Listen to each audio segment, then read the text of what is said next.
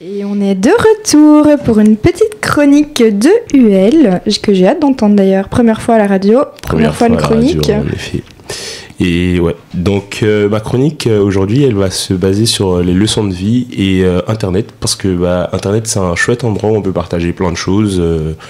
Et il y a aussi de chouettes leçons de vie là-bas. Donc en premier lieu, je sais pas, est-ce que vous connaissez Kabilam? C'est un TikToker, vous voyez? Voilà. Pas très radiovisuel, mais... Ouais, c'est ça. Mais ouais, enfin, Internet, pour moi, c'est un des endroits comme lui, pour moi, c'est une leçon de vie, quoi, parce que, avant le Covid, je crois qu'il travaillait en usine, ouais. Et aussi, il avait pas, je crois, de passeport italien à ce moment-là. Et, grâce au Covid, enfin, pas grâce au Covid, mais avec le Covid, et Internet, il a pu, pour le coup, créer quelque chose et créer une trend sur TikTok, et de là sa vie il a percé, ouais, c'est ça, il a percé. Donc pour moi, je sais pas, qu'est-ce que vous en pensez des... Déjà par pitié, aidez-moi, c'est qui Kabilam, genre? Mais si, c'est une t'as forcément déjà vu. C'est un TikToker italien, ouais, l'un des plus suivis. Je suis beaucoup de TikTokers italiens, des Croates aussi. Gros, il dit jamais rien. S'il est italien et célèbre sur TikTok, c'est que tu... Kabilam. Ouais. Putain, c'est la première recommandation. Je suis en train de fact-checker. Hein, pour qui fait avec ses mains comme ça. Genre un peu en mode, ça coule de... Fin... Après, ouais. Les gars, je suis de 99, hein, j'ai plus... Oui, je suis de 99 aussi, nous avons un daron avec nous. Bon, on en parlera après. On en parlera après. Deux darons avec nous. Belle année. Voilà, Kabilamé. Ouais, c'est ça, mais c'est franchement créer quelque chose de rien comme ça, surtout que le Covid c'était pas un chouette moment, quoi. Donc ça, c'est une des leçons de vie qui me fascine le plus sur Internet. Mais je trouve que c'est une leçon de vie en lui-même, et c'est une leçon de vie pour les autres, dans le sens où justement c'était le Covid pour tout le monde et il a égayé le quotidien de plein de gens. Ouais. Donc ça aussi c'est chouette. Bah ouais, mais pendant le Covid, il y avait plein de périodes comme ça où tu transformes quelque chose de triste. Ouais. En des beaux moments, quoi, comme quand on applaudissait pour les infirmières et tout, ça c'est un peu... Totalement. Ouais. Ça aussi c'était un moment, un autre truc de triste, c'était les pénuries de papier toilette pendant le Covid. Ça c'était super triste par contre. D'ailleurs il y a toujours des pénuries de papier toilette au Radio Côte, hein, il n'y avait plus de Covid, il n'y a plus rien. Mais... On n'a toujours pas trouvé le coupable. Ouais. Mais du coup, une autre leçon de vie que j'ai appris dernièrement sur Internet, je sais pas si c'est vraiment une leçon de vie, mais apparemment dans les couples, de plus en plus les personnes ne vont plus voir des thérapeutes et ils préfèrent en fait se faire donner des leçons par ChatGPT. Donc, mais oui, c'est horrible. Et ça, franchement, je trouve ça un peu grave, quoi. Donc, parce que en soi, aller voir un thérapeute ou même parler de sa vie à quelqu'un pour recevoir des leçons ou des avis ou quoi, je trouve que c'est une partie qui fait de nous des humains, et le fait que... Ouais, en plus, par faute de moyens, ne pas aller chez une thérapie, ok, mais de là à demander à ChatGPT, même les embrouilles de couple, en mode, mais ici ChatGPT a dit ça. Ma copine le fait, voilà, je le fais ici. On a un témoignage en direct. C'est assez compliqué, des fois ça arrive le vendredi soir.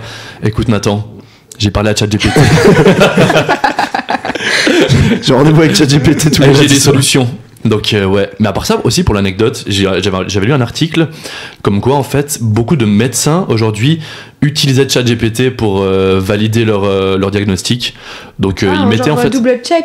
Ouais, c'est ça, parce que comme en fait la banque de données et le pouvoir la RAM est tellement gigantesque qu'en fait c'est plus efficace qu'un médecin en fait. Tu mets juste des constatations et ça te trouve des dingueries. Ouais, belle morale.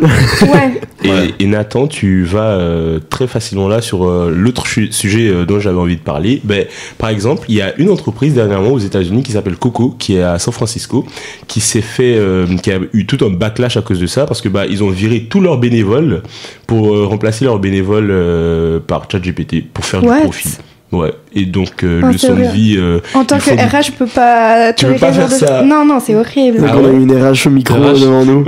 Mais oui, non, mais tu perds. En vrai, c'est vrai que ce soit pour les médecins, la boîte ou n'importe quoi, tu perds de tout ce qu'il y a d'humain dans la société. Et oui, ok, le profit, oui, ok, l'avancée technologique, mais faut savoir valoriser quand même certaines choses. Est-ce qu'il y a de l'humain dans le RH ?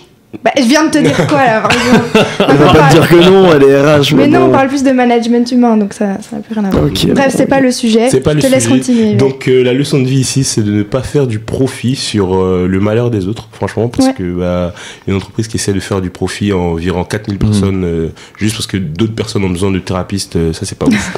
Et puis le postulat de l'intelligence artificielle à la base, c'est en gros c'est de supprimer les tâches répétitives et ennuyeuses pour les gens, pour rendre leur quotidien plus facile, et c'est pas de remplacer le travail et de mettre des gens au chômage. C'est juste en fait d'alléger la charge de travail pour les gens pour qu'ils puissent faire autre chose, et on se rend compte que le fait on optimise juste le profit et pas le travail des gens. Poser des limites, totalement. Voilà. Et une autre leçon de vie, déjà je vais vous poser une question.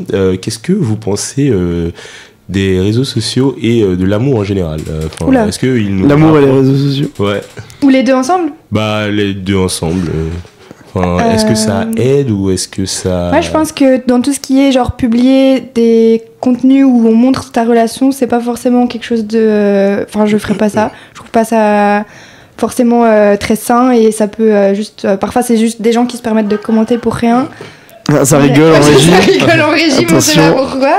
Ok, d'accord. Mais voilà, ça c'est mon avis. Je sais pas si c'était ça. Non, mais c'est parce que j'ai eu une conversation aujourd'hui avec un pote à moi, et franchement, c'était trop chouette. On parlait en fait de comment, dans la vie, avec les réseaux sociaux, c'est beaucoup plus difficile d'aimer, parce que les gens sont proches mais en même temps éloignés. Abusés.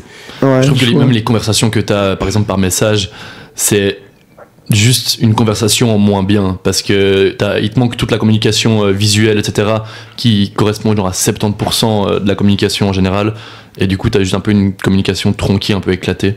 Oui, mais surtout ça peut tromper, par message parfois tu fais pas passer le même ressenti qu'une parole de vive voix. Ouais. Mais après je trouve qu'aussi c'est une bonne alternative pour les couples qui peuvent pas être ensemble sur l'instant T aussi, quoi. Ouais, et donc on avait cette discussion là sur le fait de comment pour lui en ce moment c'est un peu compliqué avec une personne et tout ça, et non toi mon gars.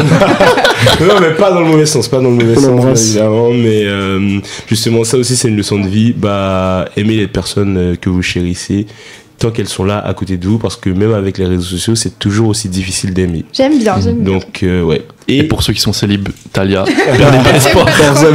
Continue de scroller. Aussi, une autre leçon de vie dont je voudrais parler.